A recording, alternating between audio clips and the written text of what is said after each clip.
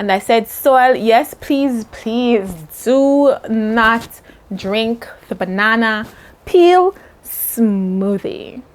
Okay, please don't. Welcome back to Tips and Tricks Tuesdays with Smart Girl Gardening. In today's video, I'm going to show you 5 DIY no waste fertilizers. Yes, no waste fertilizers. So I know in today's world, in today's climate, we like to be able to preserve the environment, to not have an excess of waste. And if we do, we want to recycle. Recycling is now, well, it should be, looking at you, a big part of our lives, right? So I'm going to teach you 5 ways that you can use your leftovers, or some of your leftovers and your scraps, to have a thriving, beneficial garden. All right? So you're ready to jump into Tips and Tricks Tuesdays? Tips and Tricks Tuesdays. Tips and Tricks Tuesdays. All right, I'm gonna jump in. The first fertilizer, no waste fertilizer, that I want to tell you about is the banana peel tea. And if you look, you can see one right here that's brewing right now. And it's a tea, but please don't drink it. It's not for you, it's for the plant, okay? It's for the plant. Now, banana peels, they are rich in potassium, which is extremely beneficial to your plants, especially your plants that are blooming, that are flowering, right? That are bearing fruit for you, your veggies and your fruits. First of all, before we go into the banana peel, it's being disputed. Some people say it's not beneficial, others, weigh the odds. However, I've used it and it actually does help my plants. Okay, so the first thing you can do is, with your banana peel, you can simply just drop it in your composting bin. And we should all try to have a composting bin, because compost tea is so potent and good for your garden, and the compost itself is rich in so many nutrients, and it's an amazing thing. Okay, so you can just simply drop your banana peel in your compost and you're good to go. However, you can save your banana peel and you can soak it in water, just like I'm going to show you to do right now.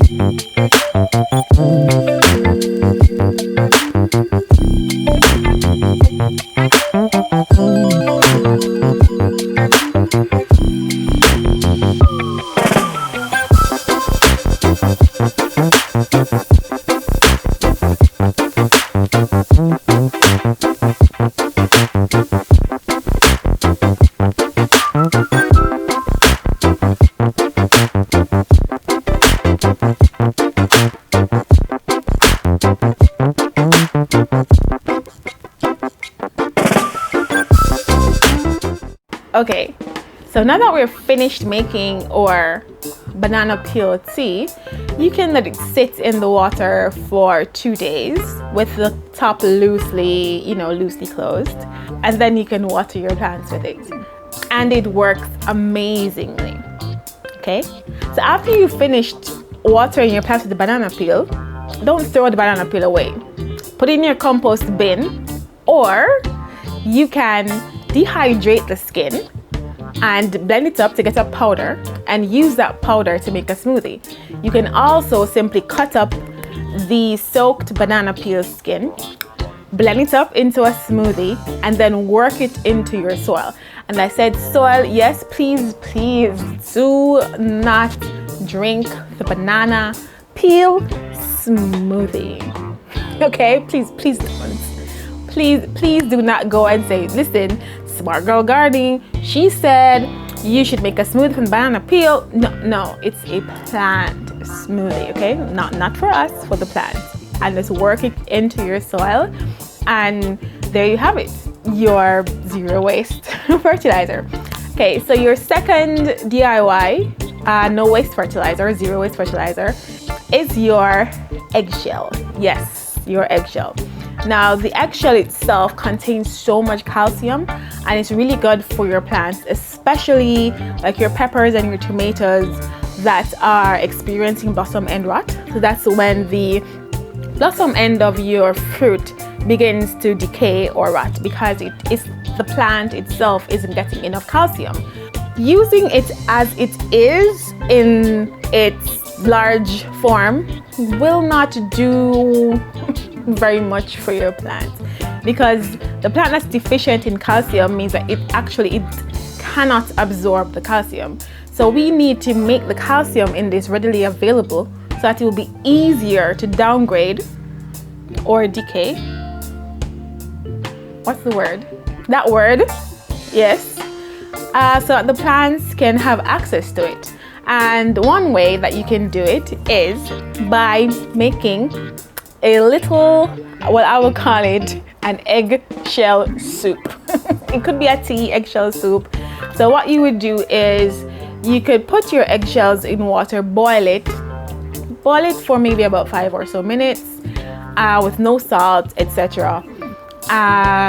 And then with a little bit of vinegar, because the vinegar will allow the calcium in it to become more available for your plants.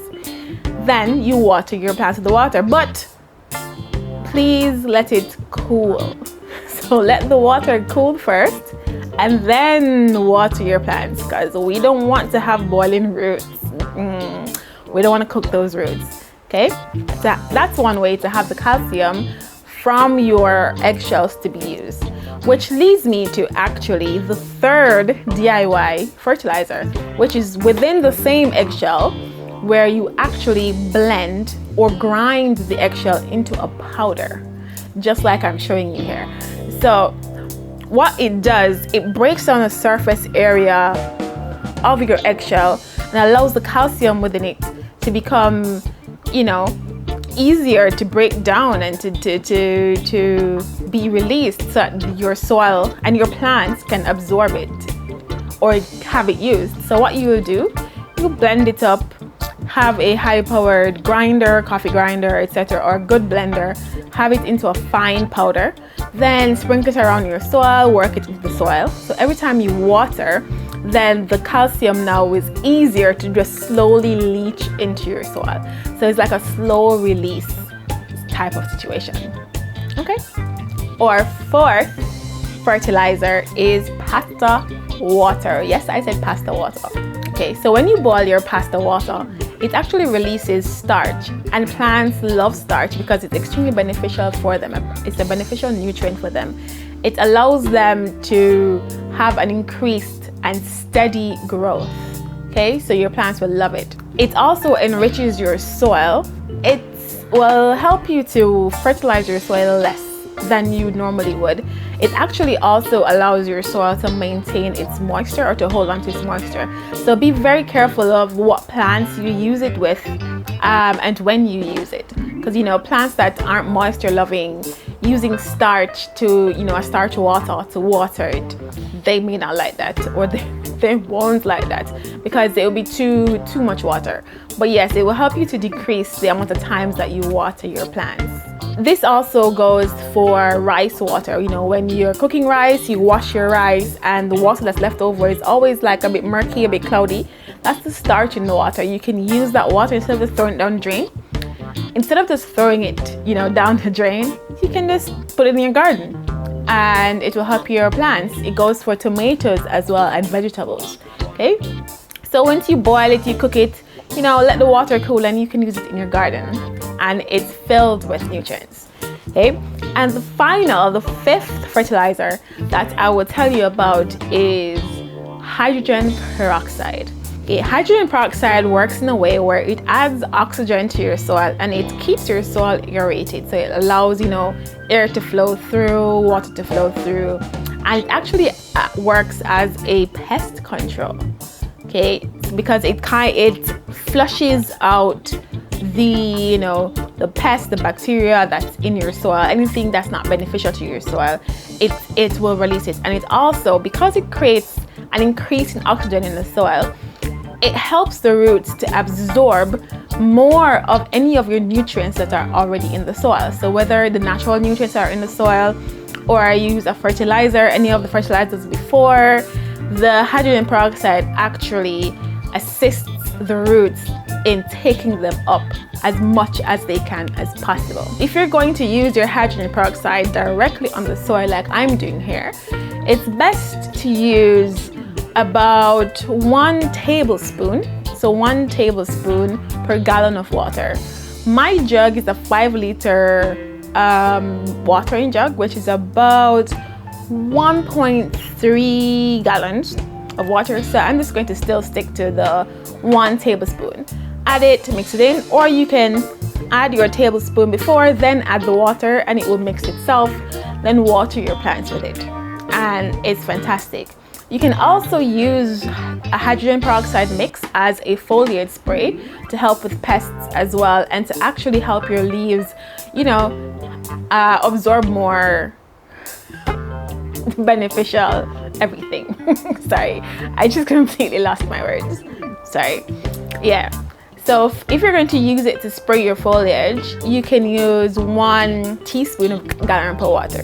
I would suggest that you don't use any of these on your indoor plants without substantial testing, because, you know, we don't want any excessive bacteria, anything like that, you know, affecting your indoor plants. So maybe stay away from your indoor plants. You can, but test it out before. Okay, let me know in the comments below if you found these tips helpful, you know, or you have your own or additional DIY no waste fertilizers. Let me know. I'm really curious and I want to learn from you. Okay, so check out this video right here and this playlist right here for more DIY and gardening tips. And remember to like, comment, and subscribe. Later.